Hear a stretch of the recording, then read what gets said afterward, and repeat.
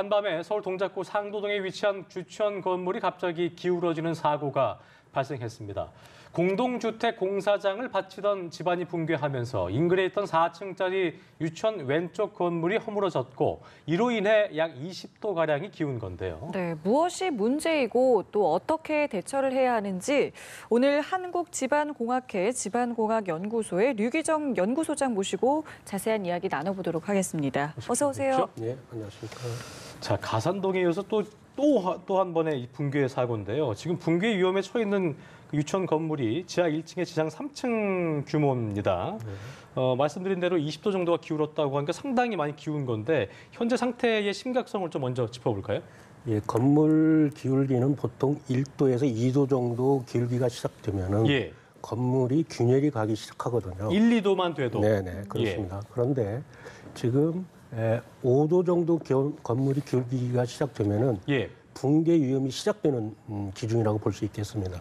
그런데 20도면 심각한 거네요. 20도면 매우 심각한 그런 상태라고 볼 수 있겠습니다. 예. 그렇군요. 그러니까 이게 왜 이런 일이 일어났는지를 저희가 꼭 여쭤보고 싶은데 예. 최근에 좀 비가 많이 왔지 않습니까? 혹시 네. 이 비가 원인이 됐을까 싶기도 한데 어떻게 보시는지요? 예, 비가 원인도 분명히 있고요. 종합적으로 원인이 있다라고 생각이 됩니다. 당시 이런 굴착 공사를 하려면은 설계 도면을 철저히 검토를 해야 되거든요. 예. 그 설계 도면에 따라서 시공도 철저히 관리를 해야 됩니다. 그런데 이번 사고는 아마 설계 및 시공에 대한 어떤 부실 문제를 정확히 점검을 할 필요가 있다라고 생각하고요. 예. 최근에 거기서 비까지 집중호우가 왔기 때문에 그러한 종합적인 문제가 원인이라고 생각이 됩니다. 저 지금 방금 전에 화면을 저희가 또 확인했었는데 저 정도로 이제 기울게 돼버리면은 기능이 상실된 거죠? 아예 네, 이제 쓸 수 없는 상황인 기능이 거죠? 이제 상실된 것은 복구는 불가능한 거죠? 확실하고요. 예. 복구 불가능하고요. 음. 철저한 원인 규명을 한 다음에 신속히 철거를 해야 될 거라고 생각이 됩니다. 저는 궁금한 게 물론 지금 성김 앵커께서 그런 그 비에 대한 이유도 얘기하셨고 물론 복합적인 요인에 비까지 많이 와서 이렇게 됐다 하지만 그 비가 온다고 이렇게 뭐 한국이 비가 오지 않는 나라도 아니고 비 때문에 이게 주요 원인이 되는 거는 좀 말이 안 되지 않습니까? 그러니까 굴착 공사를 하려면은 예. 당연히 이제 설계를 시작할 때 비에 대한 영향까지 고려를 해서 그렇죠. 설계를 하게끔 돼 있습니다. 예. 이게 지하 수위랄지 이런 모든 변화의 영향을 검토를 해서 예. 설계 도면이 작성이 돼야 되는데 그런 것들이 조금 부족한 것이 있지 않나 이렇게 생각이 됩니다. 예. 네. 자, 그리고 그 지역이 그러니까 최근에 있었던 가산동 아파트의 네. 경우에는 그 편마음으로 이루어져서 이 비에 좀 취약했다 이런 이야기가 있는데 이번 사건 역시 저 지역이 편마음이라고 합니다. 이게 우리나라에서 편마음 이 집안이 좀 흔한 건지도 궁금한데요. 예, 우리나라는 이제 여러 가지 암이 분포가 되어 있습니다. 화강암, 편마암, 퇴적암, 뭐 석회암, 화산암 등 다양하게 좀 분포가 되어 있고요. 예. 그 암반 종류, 암석의 종류보다도 집안 상태가 어떤 상태인가 그게 더 중요합니다. 그래서 지금 사고 난 이 집안 상태는 풍화암 내지 풍화토라고 말씀드릴 수 있겠습니다. 다시 말씀드려서 암석이 풍화가 돼서 집안이 연약해진 그런 집안이라고 그러니까 집안의 재질이 더 중요한 거예요. 그렇습니다. 무슨 암인가 이런 네네. 그 돌의 종류보다는 네, 그렇습니다. 집안의 재질이 중요하다는 말씀이신 네, 건데 그렇습니다. 지금 보니까 거기 부실한 굴착 공사 아까 얘기하셨는데 주변에서 또 이 신축 빌라 짓고 있다고 하거든요. 그거 지어도 되겠습니까? 지금은 전체적으로 공사 중단을 좀 하고요. 전체적으로.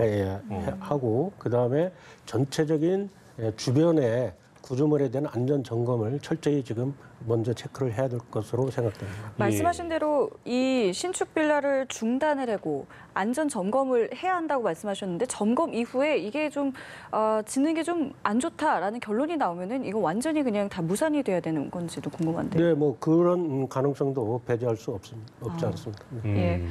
보니까 이게 그 이미 수개월 전에 현장 조사에서 붕괴 위험성, 그러니까 가산동도 그랬었고 붕괴 위험성이 지적된 곳이었다고 하더라고요. 그러니까 이제 붕괴가 예고됐음에도 불구하고 적절한 조치를 하지 않았다는 거는 그만큼 이렇게 그 조사가 이루어진 것이 원래 좀 태만한 건지 아니면 그렇게 위험성이 지속된다 하더라도 이렇게 심하게 될 가능성을 예측하지 못한 건지 어떻게 저희가 좀 예상해 볼 수 있을까요? 비일비재한 것은 아니고요.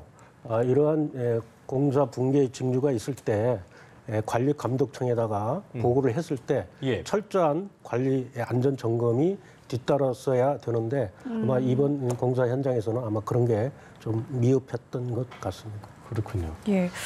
자, 궁금한 게 이렇게 건물의 붕괴 징후를 일반인들도 혹시 알 수 있는지, 전조 증상에 대해서 저희가 좀 어떻게 알 수 있는지가 궁금한데요. 왜 동물들은 그걸 네, 체감한다면서요? 막 그렇습니다. 뭐 개미가 나온다거나 이럴 수 있는데 사람들은 또 체감할 수 있는 정도가 다를 거기 때문에요. 네, 예. 그렇습니다.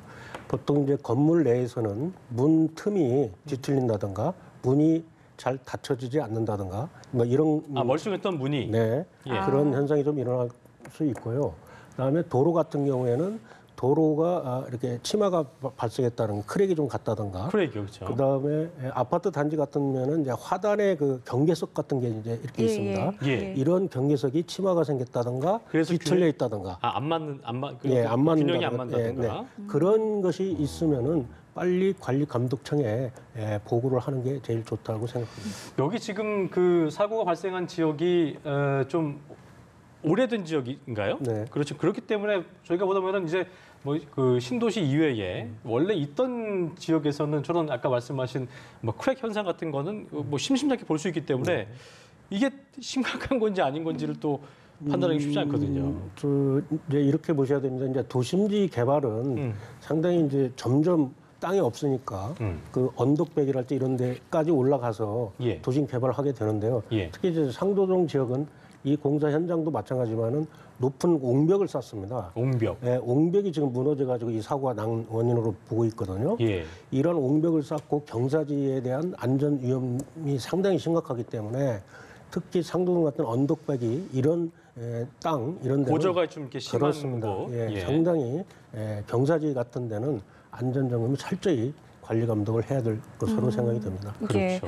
자, 박원순 서울시장은 현장을 방문해서 신속히 이 건물을 철거해야 된다라고 이야기를 했는데 기울어진 유치원 건물은 그렇다면 이 박원순 시장 말대로 철거만이 정답인지 아니면 뭐 어떤 다른 조치가 뭐 취해질 수 있는 건지도 궁금한데요. 저게 지금 철거하기도 쉬워 보이지는 않아요 보니까. 네. 뭐 철거는 이제 철거 전문가들이 하면은 되는 거고요. 지금 철거하기 전에 이 공사장 붕괴가 어떻게 해서 원인이 정확히 규명한 다음에 철거를 하는 것이 맞다라고 생각합니다. 근데 원인 규명을 지금 저렇게 무너진 상태에서 네네.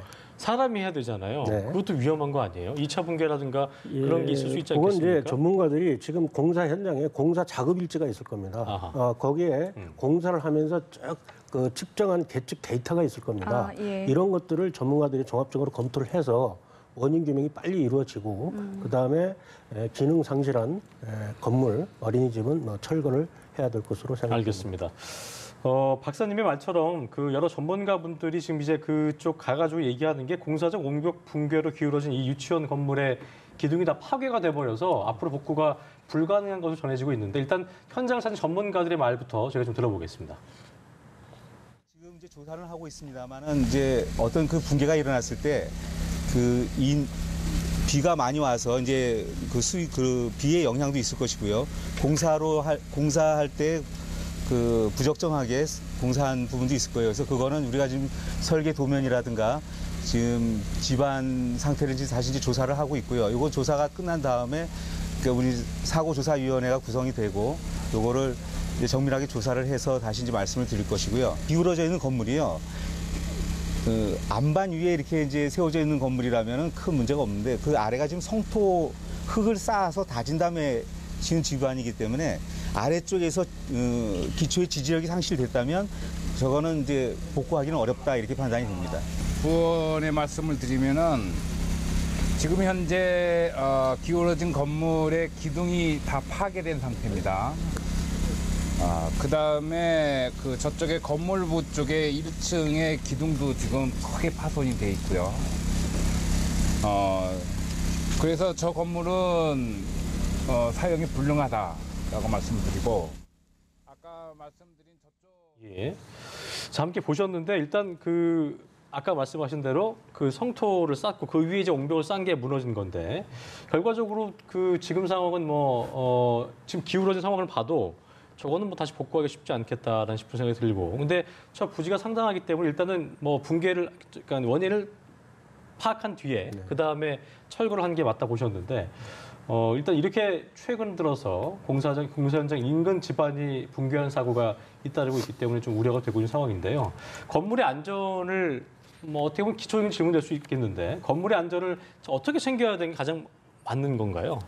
예, 이런 이제 건물 붕괴랄지 소위 얘기하면은 땅꺼짐 현상이 최근에 많이 일어나기 때문에 정부에서는 국토교통부에서는 금년부터 지하안전특별법을 1월 1일부터 시행하게끔 돼 있습니다. 지하안전특별법을요? 예, 그 지하안전특별법에 의하면은 저러한 공사 현장에서는 지하안전 영향 평가를 받게끔 돼 있습니다. 의무적으로. 예. 이런 지하안전 영향 평가를 철저히 검토하고 우리가 평가를 받아야 되고요. 그래야지 붕괴 사고를 최대한 막을 수 있다라고 생각되고요. 특히 이제 그 전문가들이 정기적으로 안전 점검을 하게끔 돼 있습니다, 사실은. 예. 그런데 이게 안전 점검이 너무 육안으로 그냥 목적으로 형식적으로 이루어지는 경우가 많이 있거든요. 그래서 이건 제대로 계측을 한다든가 해서 철저한 정규 안전 점검도 뒤따라야 된다라고 생각됩니다. 그래서 관계자분들께서 딱 할 것만 제대로만 해주신다면 문제가 없을 수도 있을 텐데, 참 그런 부분이 참 항상 속 잃고 외양간 고치는 그 시기 때 저희가 얘기하는 안타까운 부분인 것 같습니다. 이런 땅꺼짐 또 붕괴 사고가 잊을만 발생하고 있는데, 어떻게 보면 이게 이제 굉장히 전형적인 후진국 사고의 일환인데요. 그러니까 시청자들도 그렇고 저희도 그렇고 이제 뭐 이게 전문가가 아니기 때문에, 요즘 서울 지역은 이제 또 워낙 도심 지역은 지하철 같은 것도 워낙 많기 때문에 그런 것들은 어떤 또 영향이라는 게 좀 있다고 볼 수 있을까요?